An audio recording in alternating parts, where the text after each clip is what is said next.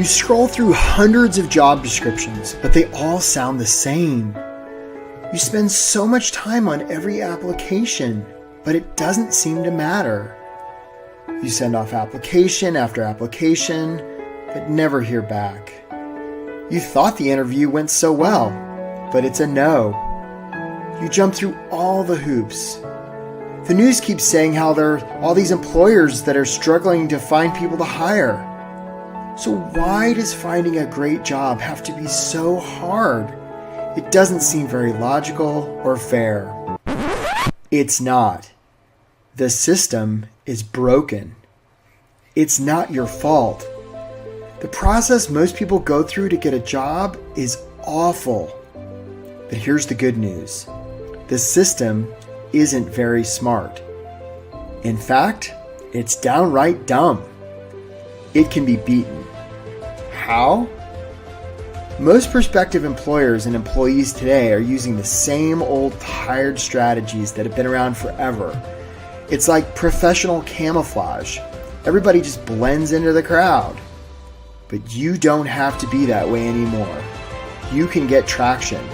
You can stand out from the crowd to unleash your God-given potential, to help a world in need, to do work that matters, to earn what you and your family deserve.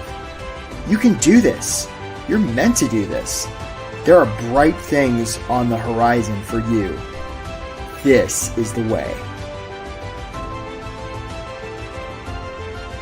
Welcome to the workshop. Get hired fast without settling, getting ignored, or losing hope. My name is Eric Woodard. I'm a high-performance career and leadership coach based out of Washington, D.C. And if you're here on this Tuesday afternoon, for those of us here in the East, some of you are further west, it's still morning. I'm so glad you're here. Know how valuable your time is. And especially if you're on the job hunt, just know that it can kind of be a grueling process. And so, yeah, I just really welcome you and acknowledge you for being here. I already see so many of you in the chat. I see Donna and Maureen and Susan and so many others. If you would put in the chat how long you've been on the job search and where you're from. Hey there, Joanne. Where you're from and how long you've been on the job search. Because I would like to know. Because honestly, folks, being on a long job hunt can feel a lot like pounding sand, right? Not super fun. It also can feel a lot like waiting on a glacier, Amela in Denmark, 7 months. I see there Katie in Denver and Stephanie in Dallas, right? Ann in Washington State, Josh in Utah, Pamela in Seattle. Hi, Amy. Hi, Melissa in Memphis. Brian in Central Massachusetts. Sometimes it can feel like wandering through the desert. Kim in Chicago and David in California and another David in Kansas City. Or it can feel like going into an arena. Joanne here in DC and Ader in St. Pete and Tracy in San Antonio. Richard in LA. Sometimes it can feel like looking into an abyss. Suzanne in Georgia. Hi there, Susan in California. So who is this for? If you are, hi there, is it Barbara in Hollywood? If you are unsure about the direction you want your career to go, hi there, Miles in California. Struggling to find ways to describe what you do, Jason in Rockaway. If you're uncertain if your resume is any good, Clemente in Inglewood and Jennifer in the Windy City. If you're wrestling with how to follow up after you apply. If you're tired of applying and applying and applying and hearing nothing back, Marie in Cincinnati and Bilal in Milwaukee. Hi, Avani in Raleigh. If you've been doing interviews that seem to go great and then you still get a big fat no. If you're trapped in a job that you don't like and you're just unsure how you can escape. And most of all, my friends, if you're losing hope, this is a workshop for you. On the other hand, hey there, Kathy in Philly. If you are sort of super casual about your career, hi there, Angelina in California, not willing to do a lot of work, reluctant to take responsibility for the results you've been getting, just sort of interested in finding a job to make money or stuck in your ways and sort of closed-minded about trying new things. Hey there, Kathleen in San Diego, unwilling to be authentic. This may not be a workshop for you because what you're going to learn today. Hey there, Christopher in New Jersey. I see you. Director of Sales. I got you there, Christopher. How to get hired fast without settling, getting ignored, or losing hope. I'm going to offer you 4 strategies. Hey there, Jason in Milwaukee. 4 strategies, 9 tactics so that you can do work that matters and pays what you and your family deserve. Our agenda for today, I'm just going to tell you a little bit about where I'm coming from. Some of you don't know who the hell I am. So I'm just going to tell you a little bit about that. Hey there, Angelica in Chicago. I see you there, Jeffrey. Hi there, Stacy in Erie. 4 strategies, 9 tactics. I've got an invitation for you folks. Some of you I know have written me ahead and have joined this call because you've had friends or family that have gotten hired real damn fast through our program. If you already know that you want to book a call and you're interested in our program, only requirements are if you book a call, you're going to show up. Please don't ghost us. You're at least open to making an investment so that you can get people to pay you money and that you're ready to get started. If that's you, feel free to go ahead and book a call. I don't want to make you wait because our schedules last week, we had to add more time because people booked so many calls. So if that's you, go ahead and book a call. And if you don't know what the heck I'm talking about, you're fine. Don't worry about this part. We'll talk more about it later. That's how you book a call. Yeah, and that's the link. So I just wanted you to know if that's the whole reason you've joined the call, go ahead and book a call. And if not, that's okay. Then we're going to have time for Q&A. I don't have anything after this call today, so we're going to have lots of times for questions. So that sounds fun.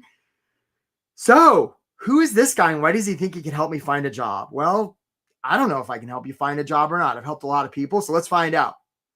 I grew up in Asia, came to the States when I was 17, wound up transferring college 7 times. Right? Here I am in the Midwest, sort of wondering why the hell it's so cold. I wound up as a scuba instructor on the island of Guam. That was pretty cool. I spent about 10,000 hours underwater with the fish and it was awesome. And after spending about 10,000 hours underwater with the fish, I thought, I got to pull it together here, folks. I thought, what would be the most prestigious job I could find? And so in my 20-something brain, I decided that would be something like the White House. So I took out a piece of notebook paper, took out a pen, and wrote a letter addressed to Dear Mr. President, you should hire me because of blah, blah, blah, blah, blah. And I mailed that to 1600 Pennsylvania Avenue. And I figured I would never hear back. And about a month later, I was going past the Guam post office and the guy came out. He's like, Eric, you got a letter from the White House.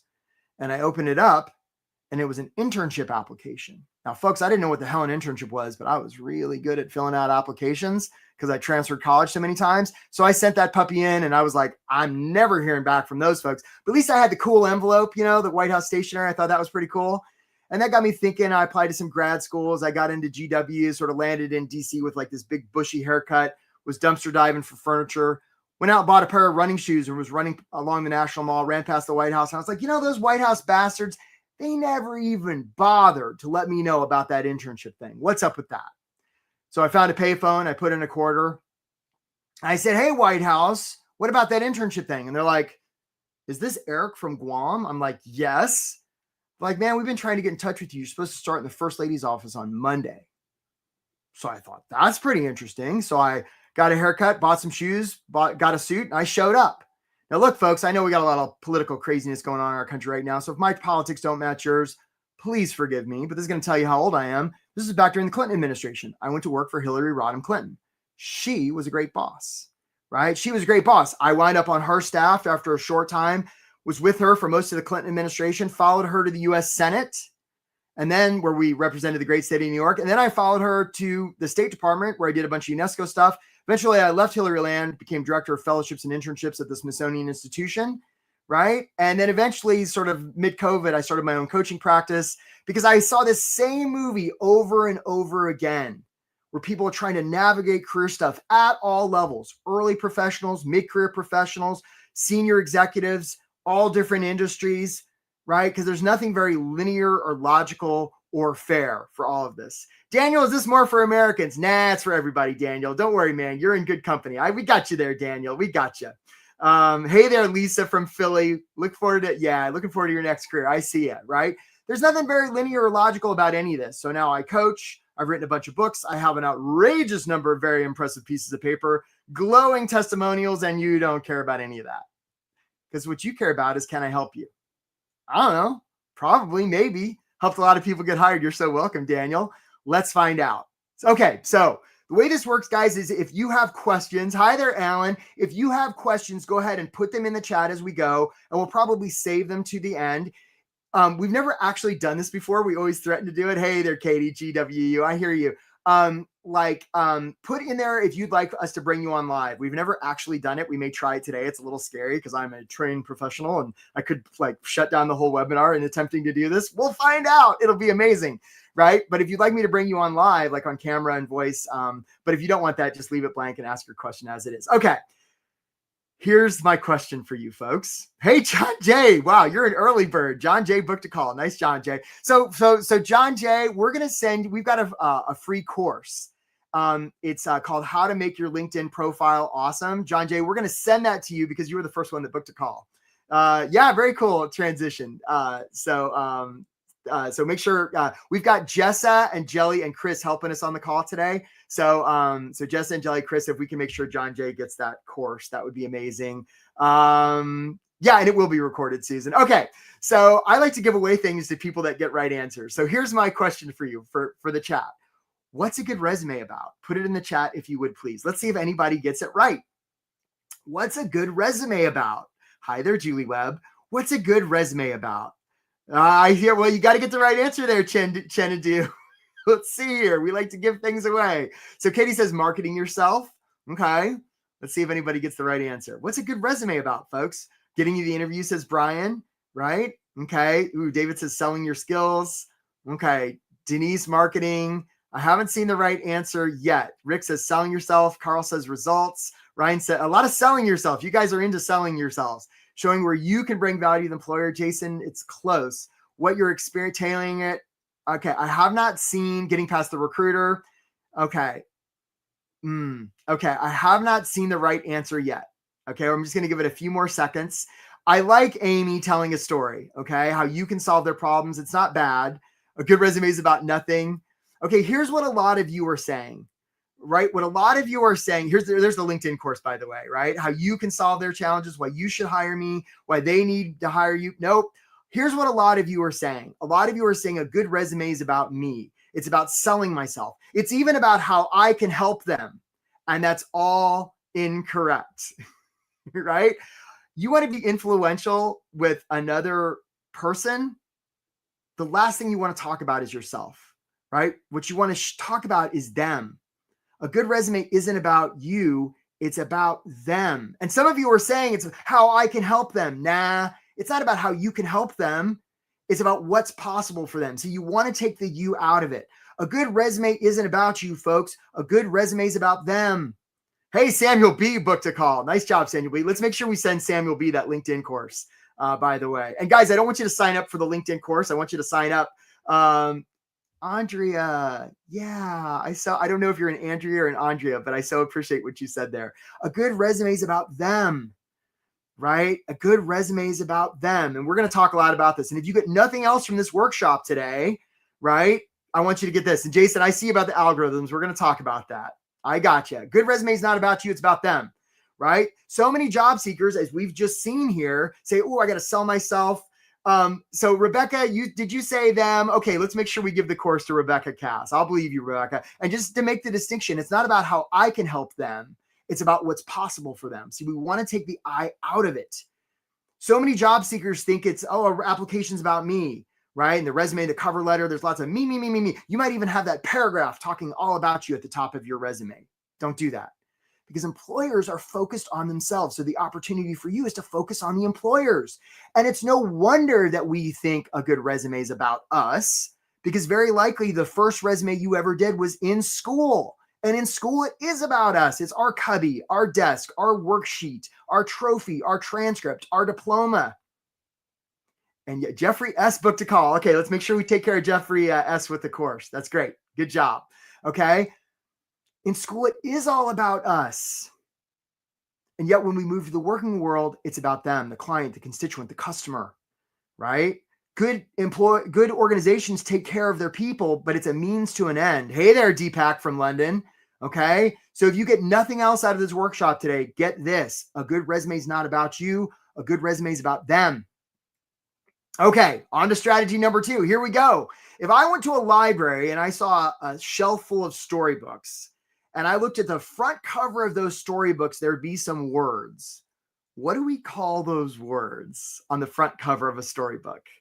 At least in English. What do we call those words on the front cover of a storybook? Let's see who gets it right. Who's going to get it right? The front cover of a storybook. What do we call those words? Amy Darpino, title. That's the first one. I see Amy and Jessica Clements and Ann Bartlett. Let's give it to those three, right? Congratulations, guys. You got the right answer. You're going to get this course, How to Make Your LinkedIn Profile Awesome, because you got the answer right. It's a title. And this brings us to the idea of stories. Stories. Okay, here's another question, right? I know some of you are like, damn it, I was really quick. And I know there's a delay and it depends on where you are and it's completely not fair. And you're so welcome, Jessica, right? You're so welcome, Amy. Title is what we call what we put on the front cover of a storybook. Now, isn't it interesting that that's the same word we use to label people in the workplace? Which tells me, just like we'll label a story in a book, we also label the story of somebody's career with a title. It's the same idea. And this brings us to the idea of stories. Okay, here's another question for you.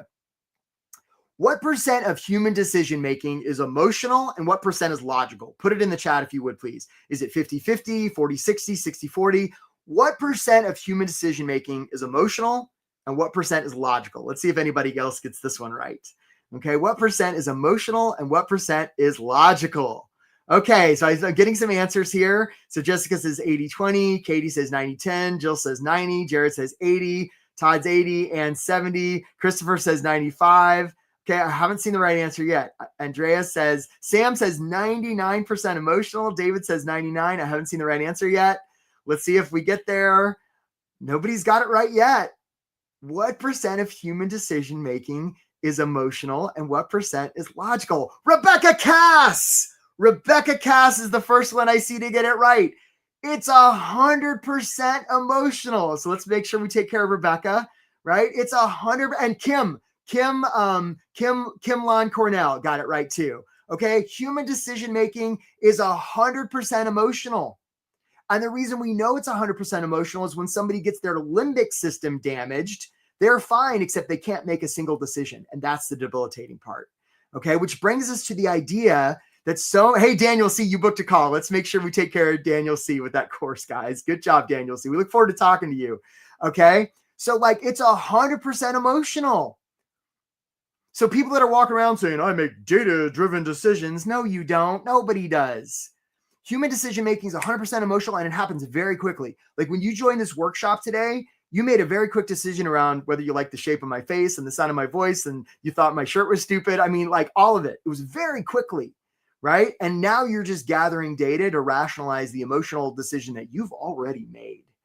So if human decision-making is 100% emotional, we want to use emotion in our job application, right? And the way we do that is through stories. It's like what Maya Angelou said, right? People will remember how you make them feel. And that's why stories are so important.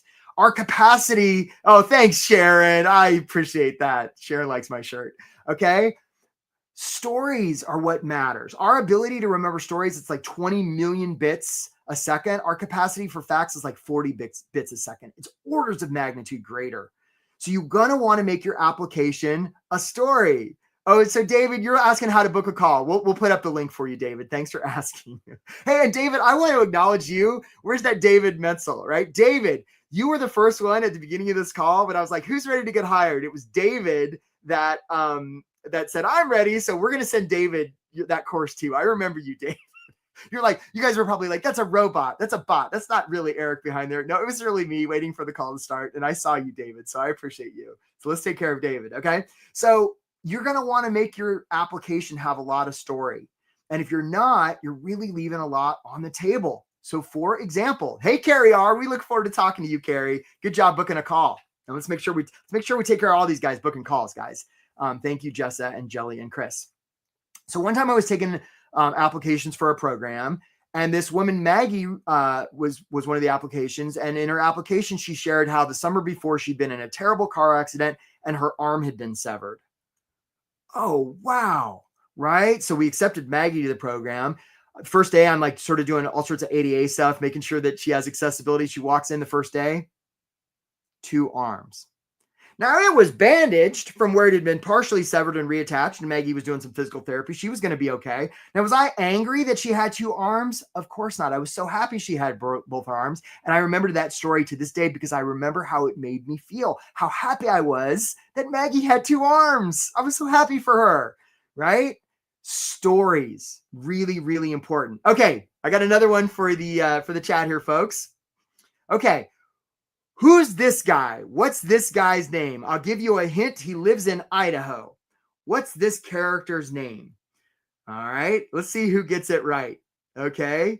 Let's see who gets it right. So, Barbara, people are booking calls because they want to know about our program. So we'll get to that, Barbara. And I see a correct answer, Jared Green. So I see Jared Green, Angelica Jones, and is it Barbara Silva? You are the first three to get this right. Yes, this is Napoleon Dynamite. Napoleon Dynamite. Now, for those of you who are unfamiliar, hey, Richard H., you booked a call. We look forward to talking to you, Richard, right? For those of you who are unfamiliar with Napoleon Dynamite, first of all, if you haven't seen this fine piece of cinema, please go and go watch this movie. I mean, come on, folks, we're trying to create a society here. And I don't want to ruin it for you. Hey, Rick, we look forward to talking to you. Nice job, right?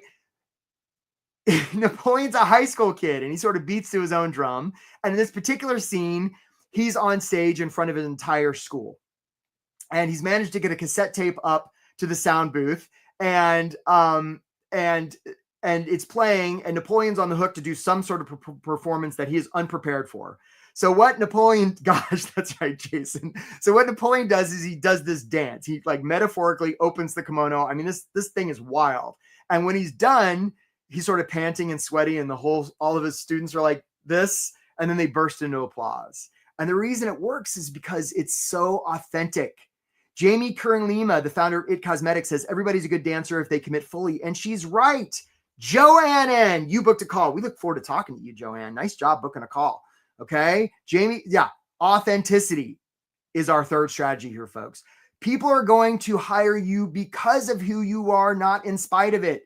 In an increasingly automated world, and I'm a fan of AI, don't get me wrong, the opportunity is to be more human, not less, because everybody else is busy being automated. So the opportunity for you is to be more human, to be more David M. Nobody can be like David N more than David M. David N, we look forward to talking to you.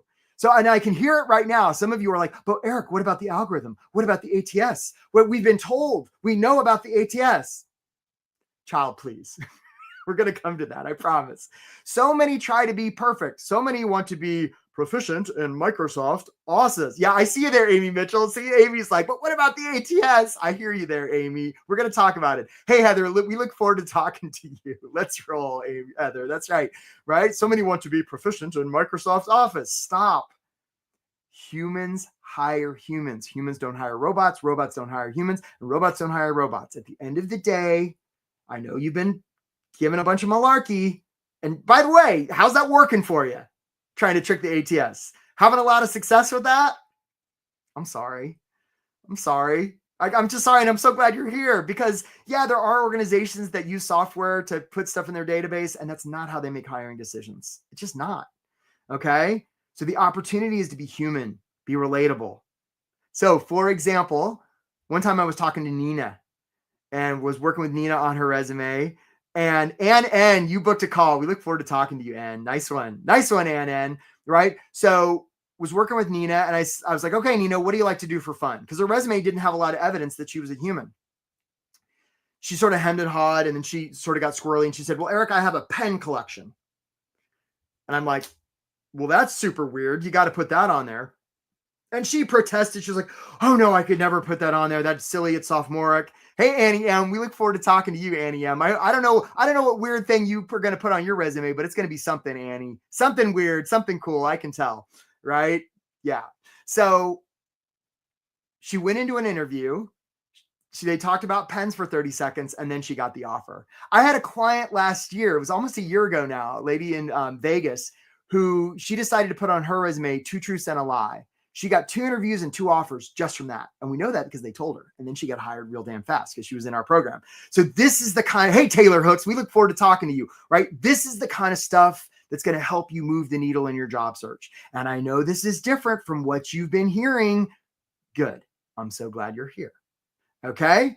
Authenticity is your superpower. Okay, let's go on to Abe Lincoln here. Give me 6 hours to cut down a tree and I'll spend the first 4 sharpening the axe. This brings us to the idea of systems. The results that, and I saw how many of you have been searching for a long time, right? The results that you're currently getting or have been getting, some of you for an extended amount of time in your job search, are perfectly attuned to your current system. So if you want to get different results than the results you've been getting, you're going to want to change your system. Simple as that. And those of you who are like, well, I don't really have a system. Yes, you do. For some of you, your system is, I'm worried about my age and I'm hiding the dates of my graduation. For some of you, your system is, I'm worried about my age and some 20-something recruiter told me to only put the last 15 years experience on my resume. How's that system working? For some of you, your system is, I'm working to sell myself. For some of you, your system is, I've got that big paragraph. I've got that executive summary at the top of my resume talking all about myself. How's that going? I'm sorry. It doesn't work, right? Kevin K booked a call. Nice job, Kevin K. So the opportunity is to iterate. Yeah, Amy Mitchell, it is infuriating. I feel you. I feel you, sister, right? The opportunity is to come up with a system that is going to like serve you better, to iterate, right? There's no such thing as a failed experiment here, folks. And remember, it's not about you. It's about your systems. I'm filling out your form and you are missing current economic. Oh, that's interesting. Okay, so Katie, I want to acknowledge you. So for those of you who maybe don't have access to the chat, I think what you're saying is Katie's saying, the reason I can't get a job, I see there, Katie, is because of the market. Katie, I don't know you at all. And I just want to say, I love you. Hey, Amanda J, you booked a call. Nice job. Katie, I love you. And that's an interesting story that you bought into. It's an interesting story because I don't know, you might be right. You might be wrong about the economy. My experience is that job searching is a microeconomic issue. It's not a macroeconomic issue. So Katie, like it could be the economy or it could be something else. And there's not a lot we can do about the economy. I mean, I suppose if, we work for the Fed or something, maybe, but for a lot of us, so the opportunity is not to worry if the story you're telling yourself is true or false, but to ask yourself, is it useful? And that gets us to these ideas of systems. Is the system that you have working? It's not about whether it's good or bad. It's is it working? And the one way we know if it's working is, do you have a job? That's how we know if it's working. If you don't have a job, it hasn't been working. Okay. Nathan M. Nice job, Nathan M. Here's the system a lot of you have been using.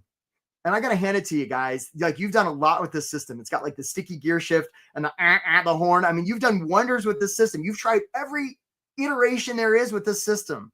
And what you don't realize is this is the system that's available. So you can spend a lot of time and money trying to figure out how to go from this to this, or you can just adopt another system that has a history of working. Hi, Sarah L. You booked a call. We look forward to talking to you. Yeah, Kevin liked that. You like that, Kevin Ross? Okay.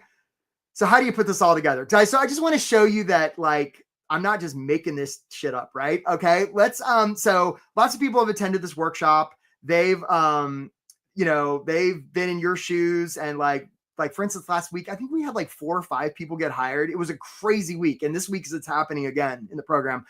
Guys, we're going to show them the recording of Angel. Let's show them Angel, and we'll just leave it at that. Let's go ahead and roll Angel, please. In the time we've got left, I'm curious, especially if there's somebody we haven't heard from yet. They've had a win, a loss. Angel, I got to ask you, what do we know, if anything? What do we know? I got the job! Yay! Whoa!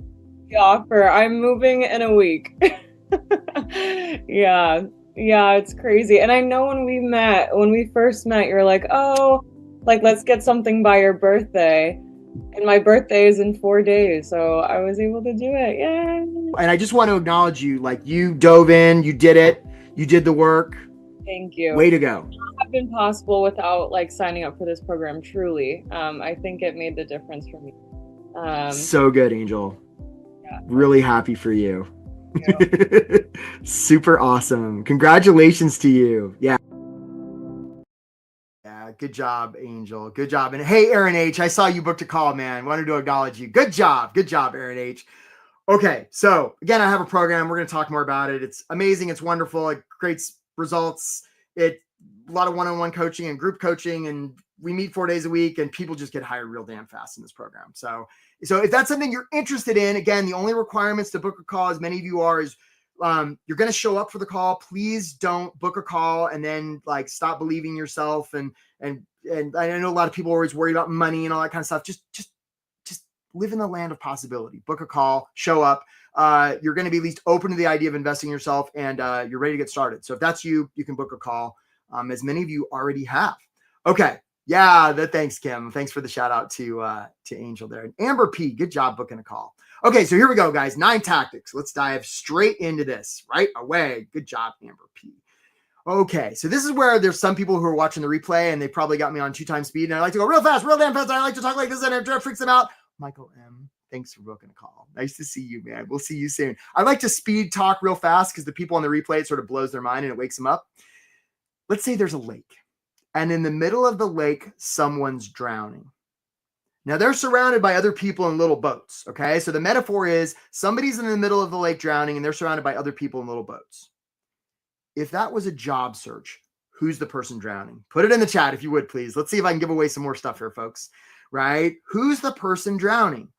Okay. So the situation is somebody's in the middle of the lake drowning and they're surrounded by other people in little boats. If that setup was a job search, who's the person drowning? Okay. Let's see here. So Jeffrey and Ann say me. So I saw an answer here. Let's make sure I don't mess it up. Okay. So yeah. So Angelica and Katie Holler and Jared Green. Yeah, it's the employer, or some of you guys are saying the recruiter. And I see a lot of you are saying, oh, it's me. But those of you, some of you are saying, hey, I'm the one drowning. No, it's not you that's drowning. It's the employer. And the reason we know they're the one drowning is they've told us. They put up a job description to say, help, I'm drowning. Now, some of you are in those, and you're the one in the boat, by the way. The people in the boats are all the applicants. So some people are rolling up saying, I'm the best one for you. Pick me. I'm really good. You should pick me. And the person in the water's like, well, I need help, but not from that guy, right? Because needy is creepy. See, we don't want to ever get into the business of telling them, hey, I'd be good for you. Christine H., good job booking a call. Nice work on that, right?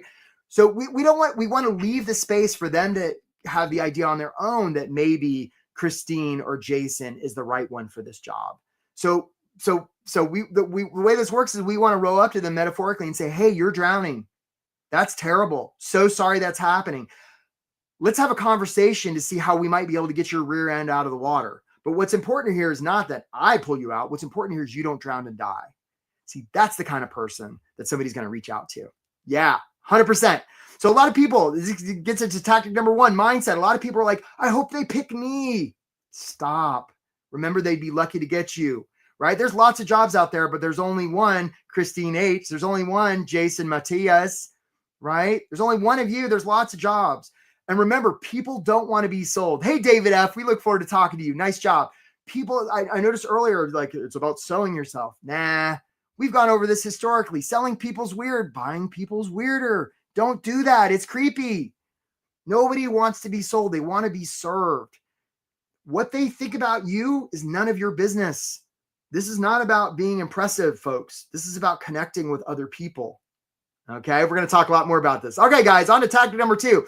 Some of you have seen the show Deadliest Catch, right? And the premise is there's these Alaskan fishermen, and they on the Bering Sea, and it's really dangerous and rocky and icy, and they put these big steel cages on the ocean floor trying to catch some crab. And so they'll put a little bit of bait on the ocean within the cage, and sure enough, a crab will come along, right? Bob the crab will come on and be like, oh, free lunch. So Bob goes in, and then Sally jumps in. Hey, Misty G, you booked a call. We look forward to talking to you, right? So Charlie goes in, and eventually the bait's gone. And yet more and more crab join. Now, here's the interesting part.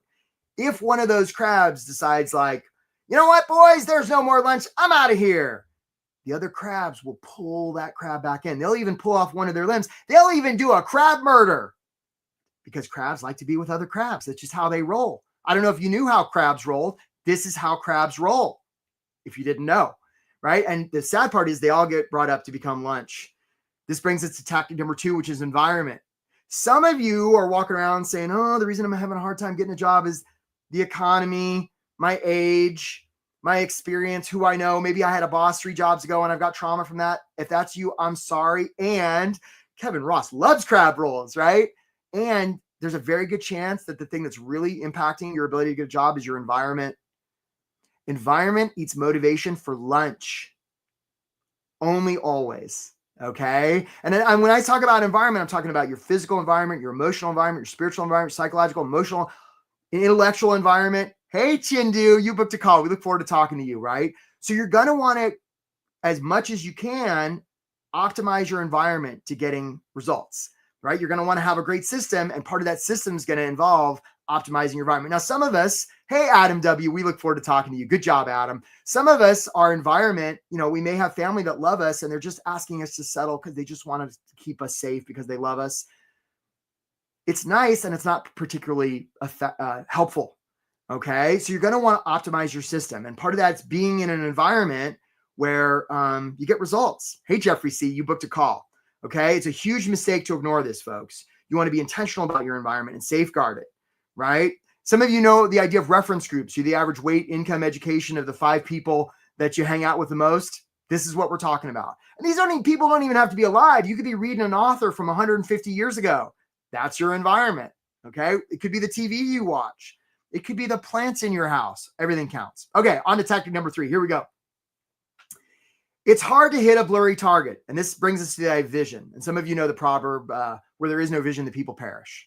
It's the same thing in a job search. Sometimes I'll go to people and I'll say, well, how much money do you want to make? And they'll be like, I don't know, anywhere from $50,000 to $150,000.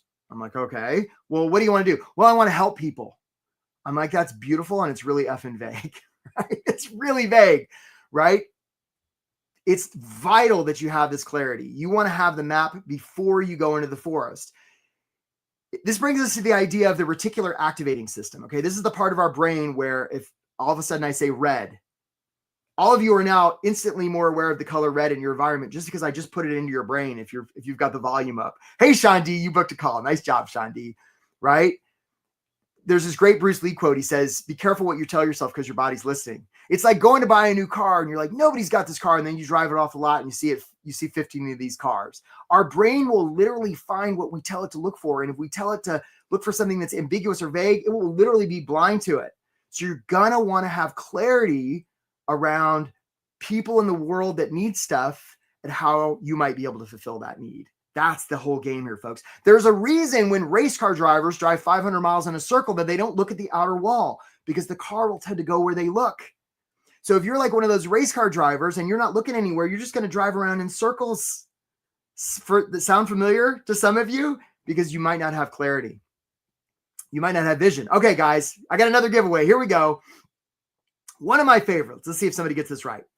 Hey, Monica K, you booked a call. Nice job. Look forward to talking to you, Monica. Okay. If I went to a store, Chris and Jelly and Jessa, he's like, he's not ready yet. If I went to a store and I bought this thing, what would I be buying? Put it in the chat if you would, please. What would I be buying if I went to a store and I bought this? What would I actually be buying? So Angelica says a drill. I see John says drill. Amy says drill. Marie says drill. Katie says drill. Tool. I haven't seen the right answer yet. What am I actually buying? Drill. Alexander says mechanical tools. Shatterpaw says tool. No, I haven't seen the right answer yet. Nope. Nobody's got it yet. Right? Diverse tool. Drill, baby, drill. Right? Angelica says a Ryobi. Angelica's going for it. Unlimited opportunity to build, says John Ryder. There's something very specific that I'm actually buying with this. A capability. I mean, some of you are really close. Taylor Hook says time. Okay. What I'm actually buying here, folks, I'm actually buying a hole is what I'm actually buying. Some of you got real close. I'm actually buying a hole. Hey, John C., you booked a call. We look forward to talking to you. Nice work. Right? I'm actually buying a hole. I don't need this sitting around my house. I don't need this in my garage. What I actually need is a hole. And actually, I don't even need a hole. I don't need a bunch of holes in my walls. What I actually need is a place to put a hook. Hey, Donna S., we look forward to talking to you. Nice job, Donna. What I actually need is a place to put the hook. And actually, I don't even need a bunch of hooks coming out of my wall. I'll gash my arm open. What I actually want is a place to hang the photo. And you know what? I don't even want that. What I actually want is the feeling that I get when I look at the picture of my beautiful family that's hanging on the hook, that's in the hole that's made by the drill. And this brings us to the idea of giving safety. Some of you are messing around with, let me tell you about the ATS and let me hide my age and tell you about all my skills and experience, and it's all about you, and it's a hot dumpster fire mess. Some of you are talking about them. I give you credit, and you're busy talking about the drill. There's another layer here, folks. We don't want to talk about the drill. We want to talk about the thing that keeps them up at night when they're laying in bed, looking at the ceiling, trying to go to sleep. If you can get really clear about what they like, want, or need, game over. Do you see how this is so much more sophisticated than a lot of the job guidance you've been getting about, well, you got to ATS optimize your resume? Nah. You got to make whoever's reading that resume feel seen, heard, and understood. You've got to make them look at that resume and see possibility for themselves and their organization. And this is great news because so many of your competitors are busy doing the other stuff, as you might have been doing until recently before you saw this workshop. I'm so glad you're here. Okay, how can you make them feel seen, heard, and understood? All right, guys, on to the next tactic. This is a copy of my resume. My resume is sort of like a model home of resumes. This brings us to tactic number 5, which is paper. And when I'm talking about paper, I'm talking about resumes, cover letters, follow-up. Some of you have been following best practices when it comes to resumes. Hey, Kim S., we look forward to talking to you. Nice job, Kim S., right? You don't want to do that. You want your stuff to be unlike anybody else because you're unlike anybody else. You want to communicate with them in a way they cannot ignore. Some of you are using like systems like Teal or templates. Don't do any of that, right? You're a unique individual person. You're a miracle. You want your resume to reflect the same, okay? And realize that when you send out a communication piece, the idea is through your authenticity and your service, the people reading it and receiving it are going to see possibility for themselves, right? That's how you communicate with people in a way they cannot ignore. You want to follow up with somebody and get a real damn fast response, make it about them. We're going to talk about that in just a second because the next tactic is, oh, Andrea B., you booked a call. Nice job. If an application is submitted and there is no follow-up, does it even make a sound? I would humbly suggest it doesn't. And this brings us to the next tactic, which is follow-up. Some of you apply to jobs and you're like, well, I hope I hear back. And if I, and like you don't follow up, right? And I can hear the choruses of people now. But Eric, a lot of times I don't have the contact information. Or maybe I follow up and I say something like, hey, I'm really interested in your job. I'm really excited. Here's my 15 qualifications. And that's all about me. Of course, you're not hearing back. People aren't thinking about you. They're thinking about themselves. So you're one, going to follow up, and two, make it about them. This is how clients in my program get hired real fast, right? Some of you are worried that, hey, Sunny D, what a cool name, right? We look forward to talking to you, Sunny D, right? Some of you are like worried that following up is pushy. Nah, it's not pushy. Think if you were in the boat and somebody was floating face down in the water and you said, hey, buddy, you okay? And they didn't move. You wouldn't be like, I don't want to bug them. Nah, you'd jump in the water. You'd flip them over. They were non-responsive. You'd start giving them mouth to mouth. And if they came to and they were like, lady, I was just snorkeling, you'd be like, my bad. And you'd be willing to offend in the name of service. See, so many people put in their stuff. They're like, I'm committed and I'm dedicated. And yet they fold like a paper tiger when it comes to follow-up. People are going to believe what you show them more than what you tell them. This is the opportunity, right? It's one of the things we talk about in the program, right? Initiative is rewarded. Show, don't tell. All right. So some of you are like, hey, how do you follow up with blind boxes? So this is Jill's question. Jill, I'm so glad that you asked. I want to give you guys something. Those of you guys have stuck around, and there's still a whole bunch of you that have stuck around, okay? I have a free course. It's called How to Contact Anybody. Here's how you get the course. You're going to go to my LinkedIn page, okay? We just put the link in the chat. You're going to go to my LinkedIn page. You're going to follow me. You're going to hit the follow button. And then you're going to email me through LinkedIn the word chicken. If you do those steps, okay, so you're going to go to my LinkedIn, you're going to follow me, and you're going to email me the word chicken, I will send you a link to this course, How to Contact Anybody. And moving forward, you'll never have a problem or much of a problem or as much of a problem contacting anybody ever again. And by the way, we don't want to be reaching out to recruiters because recruiters are professionally trained professionals at keeping you separate from the hiring manager. Okay. So Susan says, okay, so Susan, we'll take your question at the end. Let's make sure we mark Susan's great question. Thanks, Justin, Jelly, and Chris. We got you, Susan, coming your way, right?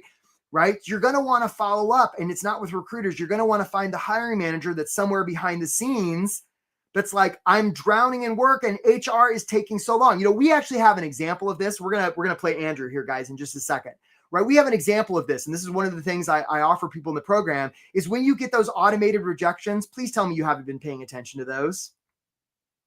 Ignore them. Ignore them. Right? Just ignore them, because what can happen is if you reach out and you contact, hey, Wendy H, we look forward to talking to you. If you reach out to a real person and you make them feel seen, heard, and understood, they're going to knock on the back door of HR and say, Wendy H, I want to talk to Wendy. And they'll be like, but the system already say, I don't care. And guess what? So let's show them what happened. So this happened with Andrew, this exact situation. Let's show him Andrew, please. Guys, do we have Andrew? I got a job offer thanks to Win at Work. I really appreciate all the help and materials and one-on-one coaching. I applied cold to an organization I was interested in and received the automated response, we're pursuing other candidates. And then there was another posting for the same role or similar role in the same organization. And this time I really used a lot of the Win at Work process. I also really appreciate the coaching I received on interview prep from my coach, Patrick, and the Win at Work materials on interview prep. I feel like I really impressed the HR recruiter. She scheduled me for another interview with program directors a couple days later. They were also really impressed and said I had a lot of good answers, and I really just did what I learned in this program. Make it about them, talk about them, be authentic, and now I have my new job offer. Hey, good job. Good job, Andrew. And Brian F., we look forward to talking to you. Nice job booking that call. So this is what Andrew did. He did exactly what we're talking about. He just followed up from a place of service. So that's what you want to do. Yeah, that's right, Heather. Yahoo Andrew. Okay, on to the next tactic. So Pamela, you're gonna message me through LinkedIn the word chicken. So just use LinkedIn messaging. Follow me. Yeah, thanks, Jess and Jelly. We got you there, Pam. So it's so confusing. Why does he make it so confusing? Okay, let's go on to the next tactic, and this is networking. For some of you, if I said, "Well, how many people do you know? How many people do you know that know you're on the job hunt?" You'd say, "Well, like a good number." And I'd say, "Okay, well, how many people do you know in the world?" And you'd hem and haw, and maybe it'd be like 1,000 or something, right? Even the 30 somethings among you, you know at least 1,000 people. I'd say, great. Of those people, how many know you're on the job search? Well, a good number. And maybe some of them don't need to know. And I'm like, no, you're filtering. There's people not in your industry that are married to people and everybody. How many of those people? You're like, well, maybe 30%. I'd be like, well, how would they know? Well, I posted on LinkedIn 3 months ago that I was searching. And so I'd say, so those 300 some people would have had to gone to LinkedIn on that day, seen that post, and remembered it for the last 90 days. And now you'd get nervous. And this brings us to the idea of networking, right? You ever seen the Academy Awards, right? Where some actor gets up there and she receives the big prize and she's like, oh, I got nobody to thank. No, it doesn't happen. She's like, I got to thank this person and this person. They're trying to play the music. They're trying to get her off stage. When we do great things, we do it with help. Asking for help makes you look strong, not weak. When we ask others for help, it's a gift because we wouldn't ask if their help wasn't worth asking for. A lot of times when people join my program, this is how they get hired fast. And part of the way they get hired fast is they have a system. Doing this as a one-off is no good, right? It's like fishing with a single line. Daniel Y., you booked a call. We look forward to talking to you, showing you what we're talking about here, right? It's like fishing with a single line. You got to get the right bait on the right fish at the right depth. And I mean, that just sounds exhausting and it sounds like it's going to take a long time. What we want to do instead with our network is filter the ocean because we don't know where the fish are going to be or when they're going to be. And it doesn't matter because we're everywhere. That's how you get hired fast. You have a system, right? You have a system, no one-offs. All right, guys, let's see here. Tactic number 8, interviews. Okay, interviews. Here is the best interview advice in the world. Here it is. I'm about to deliver the advice. Please prepare yourselves. The advice is about to be delivered. Here it is. Don't answer their questions because they're really only ever asking one question in an interview. And that question is this: can we trust you? Because really, folks, at the end of the day, that's the only reason somebody's going to hire you. It's not if they like you. It's not if your skills. It's not if you can do the job good. Nah. It's they trust you. if they trust that you can do the job. That's what this is all about. So, but we can't actually do that because of, society. It'd be really convenient if you just sat down for an interview and they're like, can we trust you? And you said, yeah, okay, you're hired. Nah, it doesn't work that way, right? If we had a universal translator, be like, hey, tell me about a time you did something proud at work. And they'd be, rah, rah, rah, can we trust you? Tell me about the gap on your resume. Rah, rah, rah, can we trust you? It's like that. So you might as well give answers and tell stories that address that question instead of, now look, if this is a technical interview and they're like, how many sprockets does it take to whatever? Okay, fine. Give them the right answer. But even with those, they're really just asking, can we trust you? It's not even about the sprockets, right? Don't answer their questions. This isn't about their questions. It's about you giving them safety. They don't even really care about the questions, right? They're just making mouth noise to get you to make mouth noise so they can judge the mouth noise that you make. That's what this is about. All right, guys, final tactic. Here we go. Offers. And we're going to have, hey, Stephen R., you booked a call. Nice job. And I know there's like a boatload of questions that we're going to get to, I promise. Offers. Two things here, folks. One, you don't have to worry if you're qualified for a job. They will have an opinion. So what you think, it kind of doesn't matter. And two, you don't have to worry if you want a job unless and until you get the offer. Because unless and until that happens, you're sort of negotiating with yourself. So sometimes I'll run into people and I'll be like, well, how's the job search going? They're like, well, I'm really particular about where I apply. And I'm like, why on earth would that be? Douglas H. booked a call. Nice job, Douglas H. We look forward to talking to you, Douglas, right? Why on earth would that be? And people are like, well, because if I get the job, then I have to move to Connecticut. And maybe I'll wind up talking like Thurston Hell the Third, which, yeah, some of you don't know who that is. Those of you who do represent, right? When I don't want to talk, and no offense against Connecticut, right? End of the workshop, I get a little punchy. So just in case you're wondering, right? You come up with this default negative future. Stop, please. Okay. Instead, you want to approach offers from a place of possibility. If they come to you and they say, if we played you $1 and we wanted you to move to the farthest, Gilligan, that's right, Ariana, right? We wanted you to move to the furthest stretches of the world. Would you move? You'd say, well, that's possible. See, we want to get away from knowing so much, and we want to live in the land of possibility. That's right, Gary Evan Ross. There's now, okay? Jason P. booked a call. The Gilligan would approve. Good job, Jason P. Okay? So this is how you handle offers, from a place of service. Okay, guys, you guys have been a great crowd. I so appreciate you. So acknowledge you for being here. These are 4 strategies. These are 9 tactics. Now, guys, we got a whole boatload of questions we want to get to. And I've already seen a bunch of you in the chat. You're like, I came late. Why are people booking calls? Like Kenneth M. booked a call. Nice job, Kenneth M. We look forward to talking to you. I've got a program. It's awesome. It helps people get hired real damn fast. Okay. This is not stuff that is Googleable, by the way. Some of you may be realizing you're like, this sounds different. Yeah. Thank you for noticing. This isn't stuff that you're going to find on ChatGPT or Google. This is just stuff that I've developed on my own through my years of professional service and credentials and all the muckety muck stuff. And it just works. Okay. It's programs called Get Hired Fast. The idea is we get you hired in 3 months or less. Comes with a guarantee that if that doesn't happen, we stay with you until we do.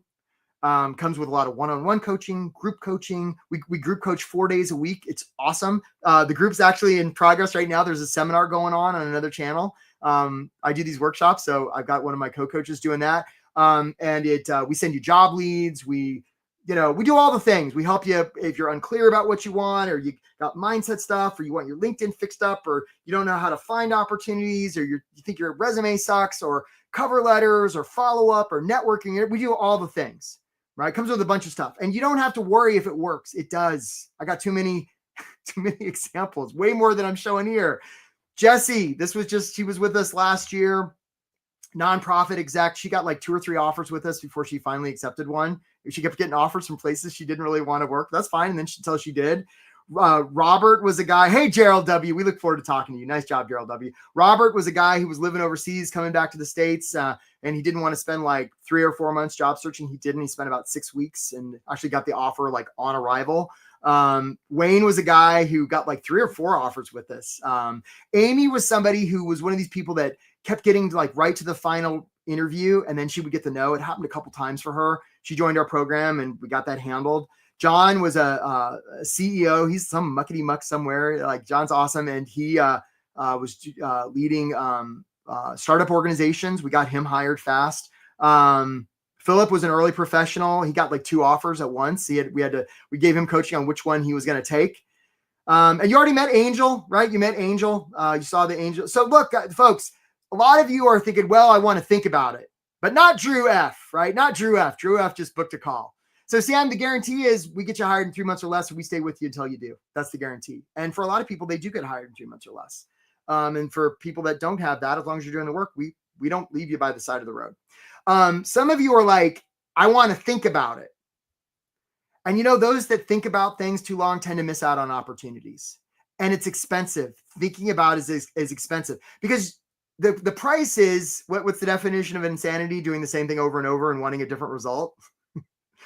Yeah, I know, right? If this is how much you're wanting to make per year, this is the opportunity cost. This is how much it's costing you to be on the job search, which means this is how much it's costing you per week. That's how much it's costing you per week. And Angelica, I see you there. You're like, well, what's the actual cost? Well, here's what I'll tell you, Angelica. Hey, Cassandra G, you booked a call, right? If we can get you hired a couple of weeks sooner, you more than pay for this program.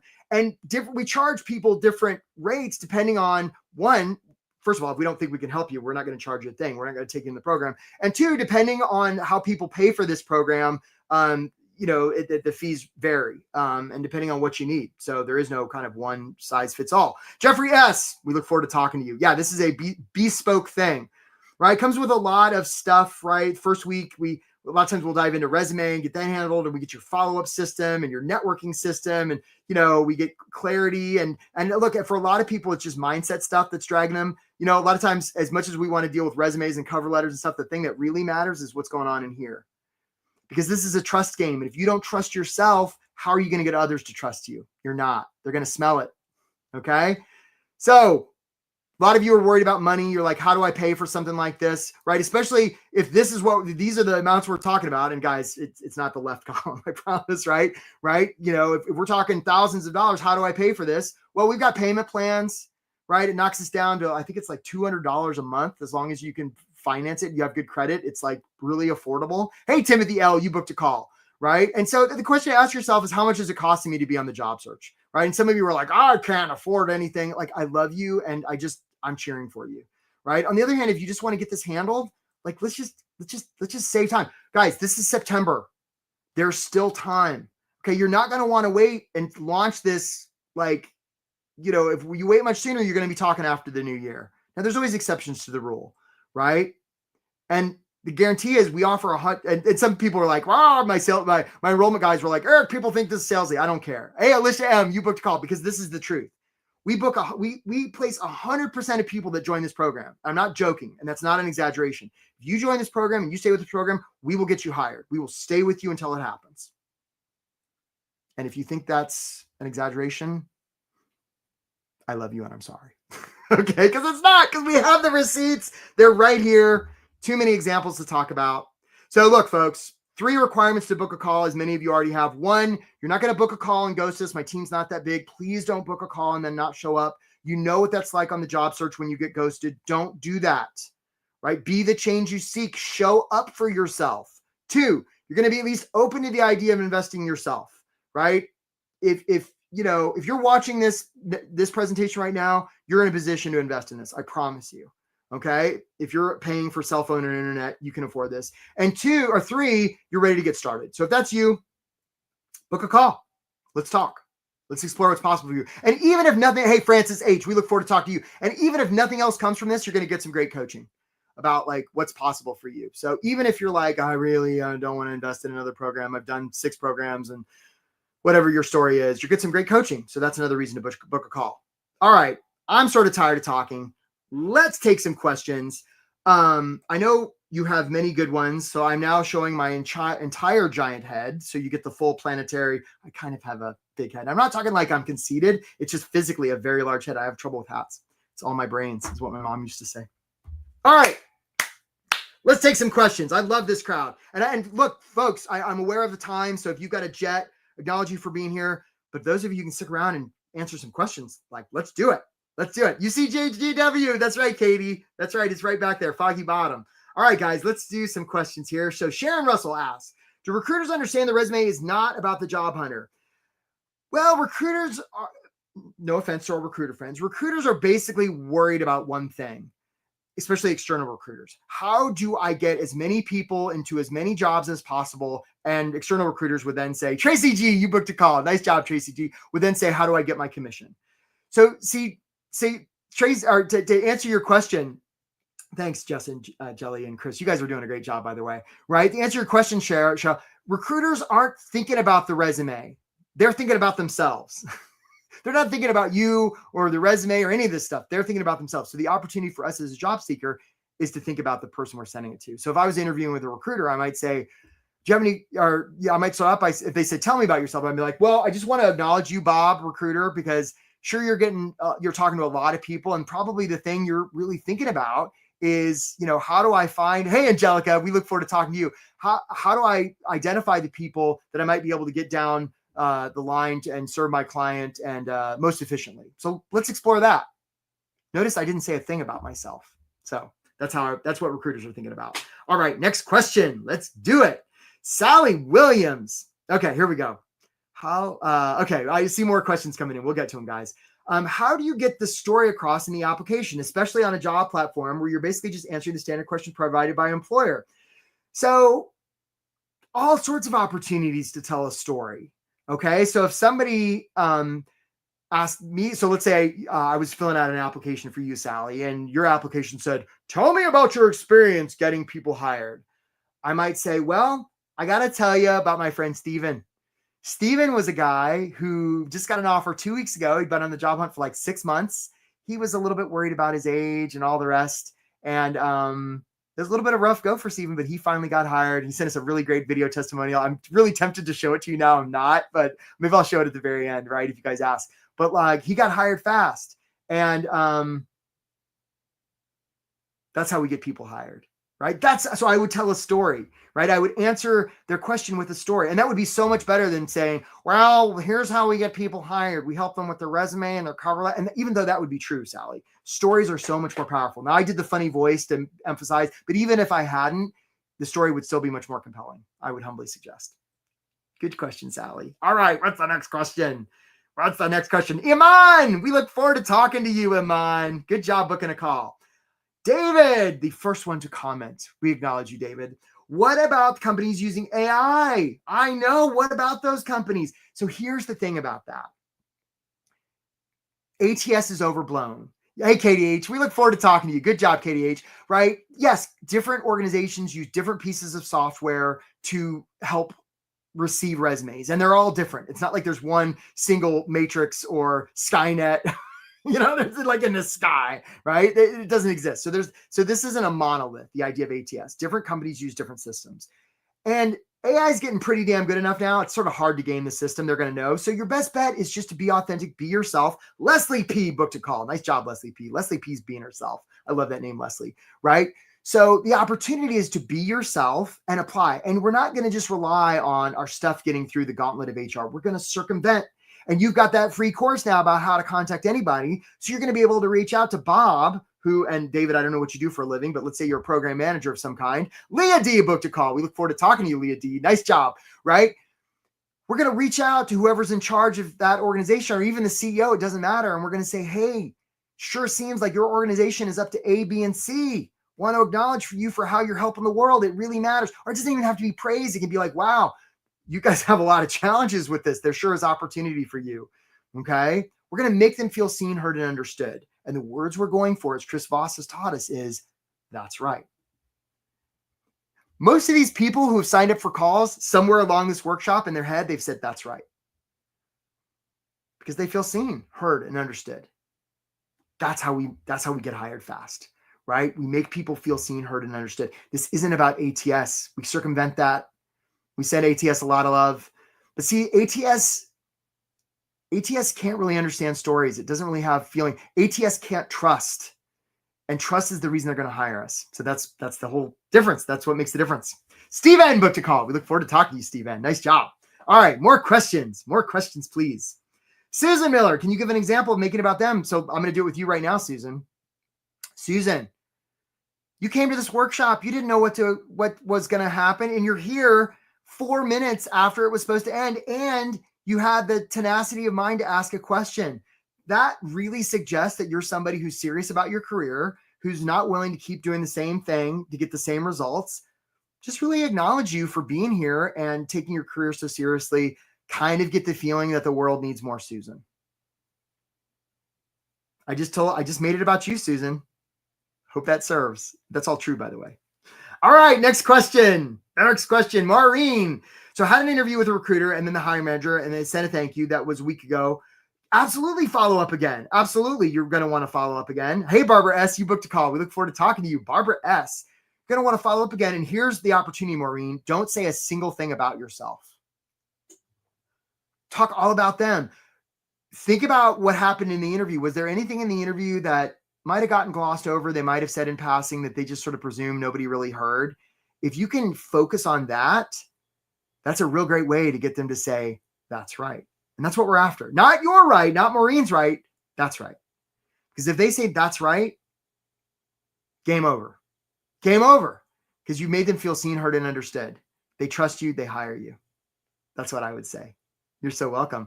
Hi, Anamika. You booked a call. We look forward to talking to you, Anamika. Good job. Way to go, Anamika.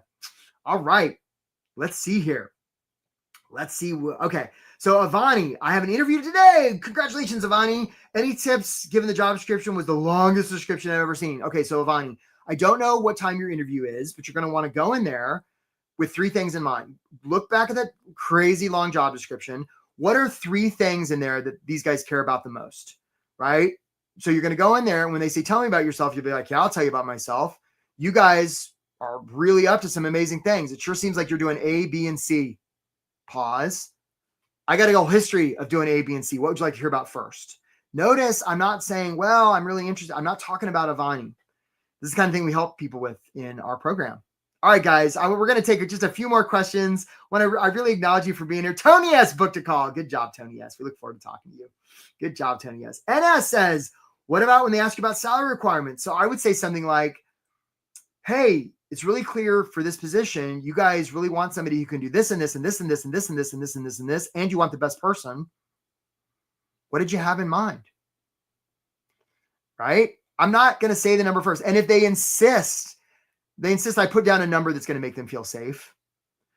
Right? And then when they make me the offer later and I say, oh, given that you want somebody who can do this and this and this and this, how can I accept this much? They say, but on the application form, you said this. I'd be like, yeah, well, things have changed. Now I know so much more. I know so much more about what's possible for you. And how can all these things that are possible, how can that be done for this much? That's how you handle salary. A lot of times people pay for this program just in how we help them negotiate salary. It happens all the time, like 3 or 4 times they pay for the program. Yeah. And Anton, you booked a call. We look forward to talking to you, Anton. Good job. All right, let's do 2 more questions. Jessa and Jelly and Chris, you guys are doing great. So Sally asks, how do you get to the story across in the application? We sort of already answered this. You're just going to tell stories. So if they're like, what's your experience with blah, blah, blah, you tell a story. Well, my experience with blah, blah, blah is I've helped a ton of people doing this, including Bob. Here was the situation. Here was what I did. Here was the result. That's a story right there. Context really matters. A lot of times people leave off context. That's why those paragraphs at the beginning of your resume are not so great, because there's no context, right? Star Wars, a long time ago in a galaxy far, far away. I got context. Once upon a time in Never Neverland. I got a context, right? Court of law. Where were you on the night of? Time and space adds credibility. So we don't want to leave that out. Yeah. So that's how we get. All right. Let's do one more question. You guys have been such a great crowd. Katie Holler. How long are the people you're helping to get a job staying in the job? Quite a while. I mean, a lot of times I don't hear back from people, right? Hey, Cam, you booked a call. So yeah, so they're in jobs quite a while. Now, occasionally we'll get clients who, for no fault of their own, and just like companies get acquired, they go out of business, it's just kind of randomness. I've been doing this long enough that I've had clients from 3 or 4 years ago come back to get hired again. And they do. It happens. It happens all the time. Guys, I really want to acknowledge you for being here. Want to just like acknowledge your fortitude and your stamina and all of it. Being on the job hunt is not for the faint of heart. So just want to acknowledge you for being here. Look, guys, if you're looking to get help with this kind of stuff, please know you don't have to do it on your own. And whatever your situation is, just please know I'm cheering for you 100%. I'm going to play some testimonials now. I've never done this before, so we'll see how this works. But just acknowledge you for being here, cheering for you 100%. You can do this. I promise there are great things on the horizon for you guys. Take care of yourself, my friends. Hi, I'm Stephen Bullock. The reason I joined Win at Work was primarily Eric. I attended one of his, I think, LinkedIn webinars was how I connected with him. I'll say his sincerity came through. The fact that he truly cared about outcomes. I think it's so easy to say, well, I didn't get that job because I'm too old, too bald, too ugly, it doesn't matter what, you can fill in any vernacular you choose. At the end of the day, you really don't know why you were not selected. I will say the biggest fear that you guys helped, I think, getting over the fear of network bomb. I ultimately wrote 6 network bombs. Interestingly, the last one, which was like, hey, I found a job, super excited to let you know. With your guidance and following the program, I was successful. I have secured a job, which I start on Monday, which is about 4 days from now, which I'm very much looking forward to. I started job searching a month before I started the program. It took me between 6 months and a year since COVID to find contract jobs. So when I got the notification, the Win at Work, get hired fast, it was called Get Hired Fast email, I just knew immediately this was the way to go to quicken the time. I immediately jumped on this because in the past, it had just taken so long to find work and find the right kind of work. I mean, I've had in my career a couple of really horrible contracts, and I knew my biggest problem in getting hired was first my resume. I felt comfortable about interviewing with companies. The interviews I was not worried about. It really was the resume. Doing that master resume from beginning to end with everything on it was incredibly freeing. I joined on 5/29 on an 8/11. I had not only a job offer, but the job offer that I wanted. And that was incredible. When I got immersed in this whole program, there are so many great things here. Just learning all these new tools and tips. And it was the power hours. They were boosters. And I love the fact that they had a theme every week as you were, going through this process. And it was just so comforting to have that. And then the individual coaching sessions, those were great. Hi, Mason Fisk, and I live outside of Boston currently. Before I joined, ironically, my interviews were actually high, and then my applications were low. I was really looking for something that was very hands-on. I was someone who, again, I felt like I always could figure things out myself, not doing them correctly. But then once I got into the program, it was kind of the opposite. Like, yes, it was casting a wider net, but at the same time, it was being very thorough. It really is all about your network. Broaden my network, really put myself out there, because I'm someone who is very keen on thinking I could do everything myself, and I know what I'm doing, but sometimes you don't know everything, and that's really how the success for me came out of this program. I have a job offer starting on Monday. Again, without that guidance, I probably would have fumbled it. Again, if you're hesitant for any reason, I have to say it's worth every penny at the end of the day. Eric does know what he's doing. He's created a great program that really hits all points during the entire job application process. The courses are, very thorough, giving tips and tricks and guidance on how to negotiate and get through those stages once you have an offer. And for me personally, I was able to get 25% more than I was previously making. Again, within almost 3 months, I'm back to work. So, path, man. Keep on the path. All right, we're getting a bigger crowd now. It's so nice. Tell me who else has something to share. Yeah, Kay, talk to us. So I went off camera a few minutes ago because I just got an offer from my dream job and my dream company.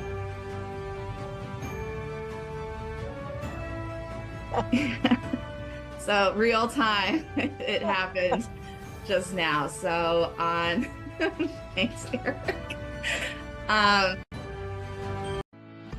Oh gosh, this is going back in my memory. I would say I was probably searching for 2.5, 3 months before I came across Win at Work. I saw Eric. I had probably sent 20 resumes and I had 2 different sets of interviews and never got any further. All I kept hearing was it is very competitive. It's so much different. And I just thought, you know what? Why am I doing this on my own? I need to find an expert to help me. I was in the midst of looking when I came across one of Eric's ads. It was an invitation to join a webinar. And so I did. He was great at building up and telling you what you needed to do and draw you in. I will say right off the gate, it was a completely different approach to job searching. Applying for jobs just isn't a fun thing. And it's easy to get burned out and it's easy to start thinking negatively and you just don't want to do it anymore. But you guys were always there, kept encouraging us to keep doing it, keep doing it. And so I did. So having that support to urge me to keep going was one. Number 2, the completely different format for the resume was amazing. It was like nothing that I had ever seen before. I have received a number of comments. I felt much more confident sending out that polished cover letter and that polished resume. How long does it typically take for someone in the Win at Work program to get a job? And he gave percentages, and I don't remember what they were, but X amount in the first 6 weeks. And then I think it was a larger percentage in the first 3 months. And I'm like, okay, that's what I need to aim for is those first 3 months. And I wasn't too far. I may have been a week or 2 past that, but